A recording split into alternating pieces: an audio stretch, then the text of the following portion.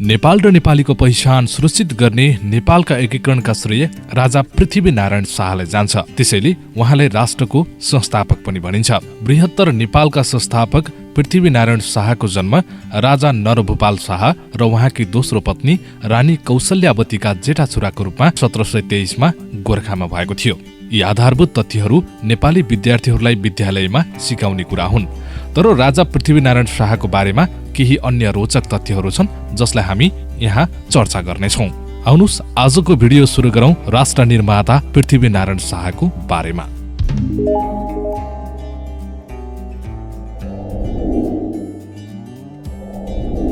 Number 1, भाग्यद्वारा एक राजा। राजा नरभूपाल शाहका जेठा छोराको रूपमा पृथ्वीनारायण शाह गोरखाका युवराज र राजगद्दीका उत्तराधिकारी रहेका थिए। तर राजा नरभूपाल शाह र अर्की रानी बुद्धमतीका छोरा वृन्दकेशर शाहको गर्भ पहिला भएको मानिन्छ। तर पृथ्वीनारायण शाह आमाको गर्भावस्थाको 7औं महिनादेखि अघि नै जन्मिएका थिए। यसले राज्यको युवराज छनौटलाई लिएर जनतामा चर्को बहस सुरु भएको थियो।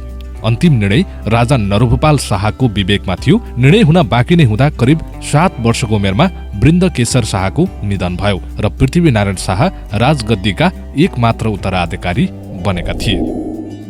नम्बर 2, सौतेनी आमाद्वारा शिक्षा। पृथ्वीनारायण शाहको शिक्षा र सिंहासनका लागि तयार गराउने जिम्मेवारी उनकी सौतेनी आमा चन्द्र प्रभावतीलाई दिएको थियो। तदनुसार उनले दक्ष शासक बन्न करिब 15 वर्षको उमेरसम्म उनलाई घोडसवारी, धनुष विद्या, तरबारबाजी, राजनीति, कूटनीति, महाभारत, रामायण र अन्य धेरै कुराहरू सिकाएकी थिइन्।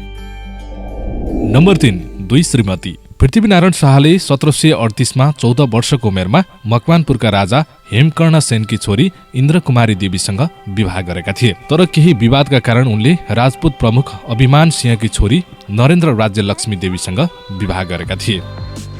नम्बर 4, गुरु गोरखनाथसँग एक लिङ्क। राजा पृथ्वीनारायण शाह र गुरु गोरखनाथ बीचको सम्बन्धको बारेमा एक लोकप्रिय किंवदन्ती छ। किंवदन्ती अनुसार बालक शाहले एकपटक आफ्नो गुफा नजिकैको जंगलमा गुरु गोरखनाथलाई भेटेका थिए। पवित्र मानिसले उनलाई केही दही ल्याऊ भने त्यसपछि शाह दौडिएर दरबार गए र आमालाई सबै कुरा सुनाए। उनकी आमाले शाहलाई दही दिनुभयो र उहाँलाई पवित्र व्यक्तिले भनेको कुरा पालन गर्न भन्नुभयो। सोही अनुसार शाहले पवित्र पुरुषलाई भेटेको ठाउँमा गए। गुरु गोरखनाथले शाहले ल्याएको दही हातमा राखे र पिउन भने। अलमलमा परेका र विचलित शाहले प्रस्ताव अस्वीकार गरे र दही उनको औँलाबाट फुस्किएर भुइँमा खस्यो। त्यसपछि गोरखनाथले शाहलाई भने कि उनले जहाँ पाइला टेक्छन् त्यहाँका प्रत्येक टुक्रालाई जित्नेछन्। शाहले दही भुइँमा खस्न दिएपछि आक्रोशित गोरखनाथले आफ्नो वंशले 10 पुस्ता मात्रै शासन गर्ने भन्दै श्राप दिएका थिए।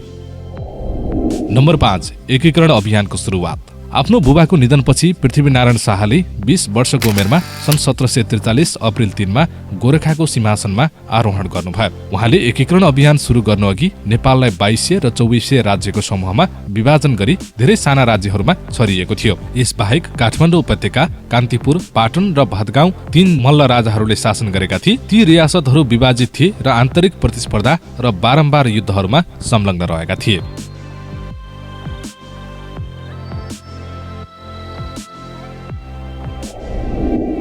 नम्बर 6, आर्थिक र सेना सुधार। शाहले पहिलो नुवाकोट आक्रमण गरेर एकीकरण अभियान सुरुवात गरेका थिए किनभने उनका पिताले पनि एकपटक नुवाकोट आक्रमण गरेका थिए तर असफल भए। शाहले पनि त्यस्तै भयो। नुवाकोटको त्यो पराजयले शाहलाई आफ्ना सिपाहीहरूको सिप, हतियारको आपूर्ति र कमान्डको एकता बलियो बनाउनु पर्ने आवश्यकता महसुस गरायो। तदनुसार उनी बनारस गए, हतियार र गोला बारुद ल्याए र आफ्ना सैनिकहरूलाई तालिम दिन हतियारका विशेषज्ञहरू पनि ल्याए। फर्किएर उनले हतियार निर्माण कार्यशाला खोलेका थिए र सेनाका जवानहरूलाई तलब स्वरूप जग्गा उपलब्ध गराए। उनले 12,000 घरधुरीबाट चन्दा संकलन गरेर गोरखाको आर्थिक अवस्था पनि उकास्ने गरेका थिए। उनले विभिन्न राज्यहरूसँग कूटनीतिक सम्बन्धमा पनि काम गरे। सेना र आर्थिक हैसियतमा सुधार गरेपछि 1 वर्षपछि पृथ्वीनारायण शाहले नुवाकोटलाई सफलतापूर्वक जितेका थिए। एकताको पहिलो चरण उनको जीवनकालमा सम्पन्न भएको थियो। उनले काठमाडौँ उपत्यकाका 3 राज्यलाई जितेर पूर्वमा मेची नदीसम्म नेपालको भूभाग सफलतापूर्वक विस्तार गरेका थिए।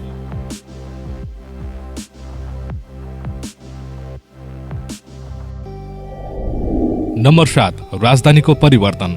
त्यसपछि पृथ्वीनारायण शाहले आफ्नो ठाउँ गोर्खा नभई नेपाल राज्यको राजधानी काठमाडौँ बनाए। पृथ्वीनारायण शाहले पनि नेपाललाई असल हिन्दुस्तान भनेर नामाकरण गरे, जसलाई हिन्दूहरूको वास्तविक भूमि भनेर अनुवाद गरिएको छ, किनभने वर्तमान उत्तर भारतमा मुगलहरू इस्लामी शासकहरूद्वारा शासन गरिएको थियो। उनले नेपालीहरूलाई पुर्खाको परम्परागत धर्म कहिल्यै नछोड्न पनि सुझाव दिएका थिए।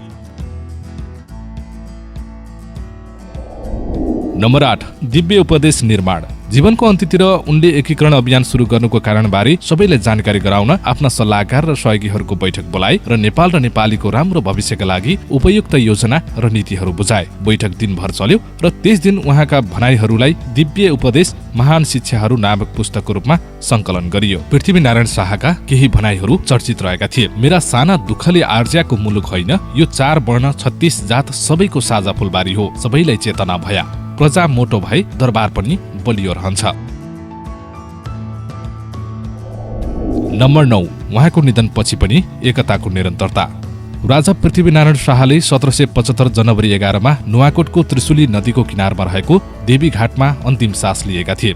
उहाँको मृत्युपछि उहाँका जेठा छोरा प्रताप सिंह शाहले एकीकरण अभियान जारी राख्दै चितवनलाई जित्नुभयो, तर उहाँको छिट्टै मृत्यु भयो। त्यसपछि उहाँका छोरा रणबहादुर शाह सिंहासनमा आए। उनी त्यति बेला नाबालिग थिए, त्यसैले आमा राजेन्द्र लक्ष्मीले राज्य सत्ता आफ्नो हातमा लिएर एकीकरण अभियानलाई निरन्तरता दिनुभयो। उहाँले 24 राज्यको समूहको लमजुङ, तनहुँ र कास्कीलाई सन् 1777 देखि 1785 सम्म नेपाल अधिराज्यमा गाभ्नुभयो। उहाँको मृत्युपछि पृथ्वीनारायण शाहका कान्छो छोरा बहादुर शाह रणबहादुर शाहको राजदूतको रूपमा अभियान जारी राखे र सिक्किमको 3/4 भाग कब्जा गरे र पूर्वी सिमाना टिस्टा नदीसम्म विस्तार गरे। उनले 1787 मा बाँकी 24 राज्य जितेका थिए। कर्णालीको जुम्ला पनि जिते। 1790 मा उनले पश्चिममा महाकाली नदीसम्म डोटी जोड्ने क्षेत्र विस्तार गरे। सोही वर्ष उनले कुमाऊको राजधानी अल्मोडामा आक्रमण गरी यसलाई आफ्नो कब्जामा लिए। अर्को वर्ष उनले गढवालको राजधानी श्रीनगरमा आक्रमण गरे र यसलाई अधीनस्थ राज्य बनाए। तिब्बतसँगको युद्धका कारण एकीकरण अभियान रोकिनु परेको थियो।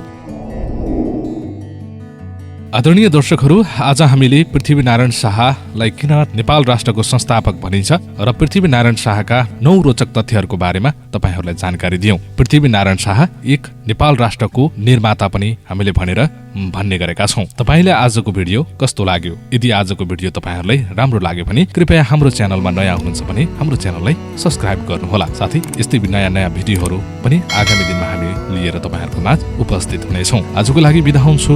नमस्कार।